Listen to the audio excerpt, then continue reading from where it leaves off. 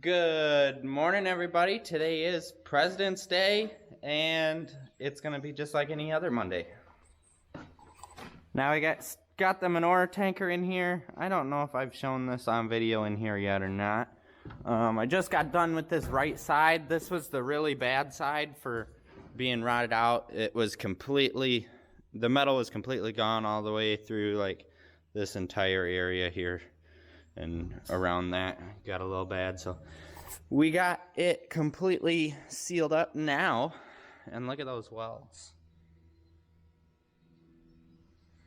You could see we did, so I put angle iron right above where the old piece went and welded to that fill box dealio thing. And then so I originally had this size angle iron there, had to widen it up because I didn't cut the piece right and mess that up, but got that in. Up there we did about, I don't know, 65, 70 degree bend and then welded to the current middle frame there. And then just did a simple notch around that, whatever that thing is, clean out hatch, I don't know. And then I filled in, because it was rotted right up to the fill patch, filled in with those. Any small holes that you may still see or gaps like that, we are going to get some roofing tar and tar all that up so that it doesn't leak. Because we are going to have to be tanking a little ways down the road. Not quite a mile, but definitely don't want it sloshing all over the place going down the road. So we're going to try and get this thing as watertight as possible. But the simple way of doing it, I just took a piece of flat stock, I think this is 2-inch wide, made a band down the thing, bolted it down, and then butted up to that and welded to the flat stock to there, because this tank very easily or quickly figured it out that it was pretty thin in spots when it came to welding this down here. I should have done another piece like that down here to just to have a good bonding point, because I don't know how much this weld is really burnt onto this tank. It's more there just to seal it up, especially here. It burnt through very easily, so that's not great, but it'll have to do. And down here we did 1/4-inch bolts through it to hold the metal, to hold the plate down tight to the tank while we welded it. These are 3/8, and those bolts up there are 5/16.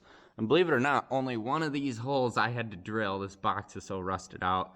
It does have flat stock on the other side, bonding it all together so that it doesn't go anywhere. This, I did manage to tack a few spots just so that it's not putting all the strain on the bolts. Now that this side is done, or mostly done, we are going to spray it with rust inhibitor when the weather warms up, and then we'll paint it.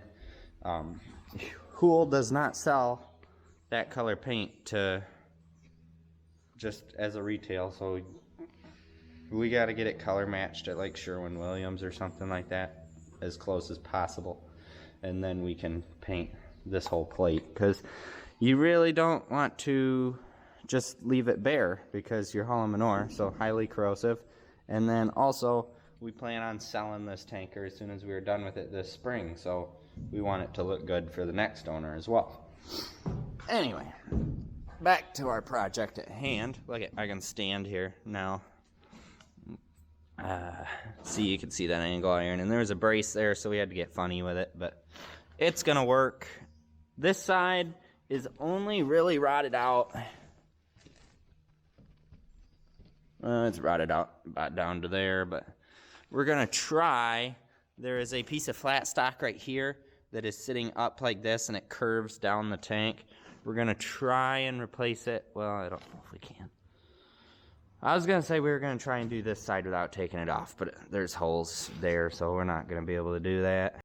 Also, at this point, I thought about leaving that side just the way it is and running it, but because we're going to be selling this tank, I am going to do something about that side. Otherwise, I would just leave it, I think. But well, after a lot of grinding and cutting and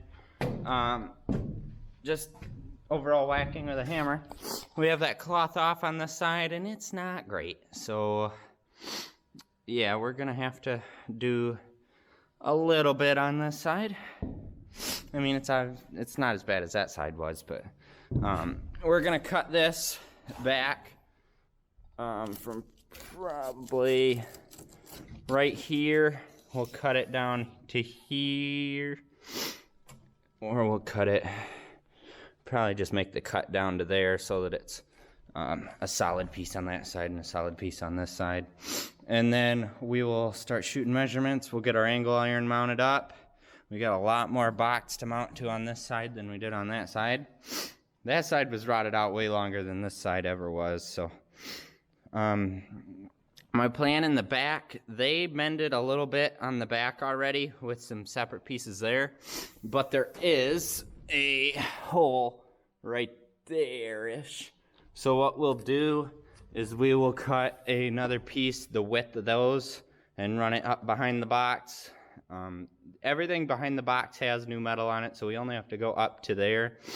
We'll run a new piece there and then cut the big piece, and we'll butt it right up to those.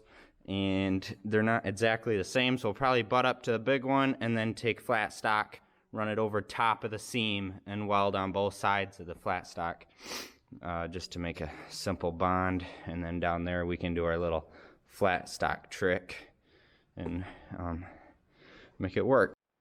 I'm a little more comfortable walking around up here now that I have this side done, because at least if I end up starting to fall through, I got somewhere to bail that's somewhat solid. So, oh, also down here, this right here, that is when you forget there's a sawhorse under the steel and you just shoot right through with the plasma cutter. Yeah, plasma cutter can do some damage to some wood real fast. Here's where I stand. We got the bad section cut out. I'm in the process of drilling holes here. This hole has a cross member, so that one's not going to get used, and neither is that one. But I'm in the process of getting this last one drilled out here. But the battery on the drill died, and I don't have another one ready yet, so we're waiting on batteries charging. I worked late on this project last night. Got all the fabrication done. This morning we just have to do some tarring, plug up the little holes, and then we are going to spray it down with rust inhibitor and then primer. And we'll just leave it primed for now, and then eventually we will paint it. We have to go and get color match to that color. But this is what we got. It's all done and looks good. The hole came down the side a little bit farther than I wanted to, and I wasn't going to be able to bridge that weld, so we got the plate put in here. It looks good, so I'm happy with it. I mean, at the end of the day, you gotta remember it's a manure tanker. All it's gotta do is haul manure. It doesn't have to look pretty. So hopefully we will be calling this project done by the end of the day. Dad went uptown to get the tar and the primer and the rust inhibitor, and while he is gone, I'm just doing some tidying up, because as you can tell, the shop got a little bit cluttered. Once the manure tanker's out, I can pull my pump setup out here and call this project a wrap. We do have to put all the clamps back on this pipe. One of the clamps I see came off and broke when it came off. Dad was the one who took those off, so we'll have to source a clamp for there. And then there's a clamp that goes on up there. That one's still good. And then there's 2 or 3 bolts that go in that flange. And then there's a clamp on there that just holds the pipe up. That's got to be put on as well. Just got this stuff tidied up over here. Got to sweep the floor, get any metal shavings off the floor from that plasma cutter that I can, and then put the plasma cutter cart away. That goes on that wall over there. Kind of hard to get to, obviously, but we'll get it in there or get it close to there. We may just clear this out and wheel it in right here.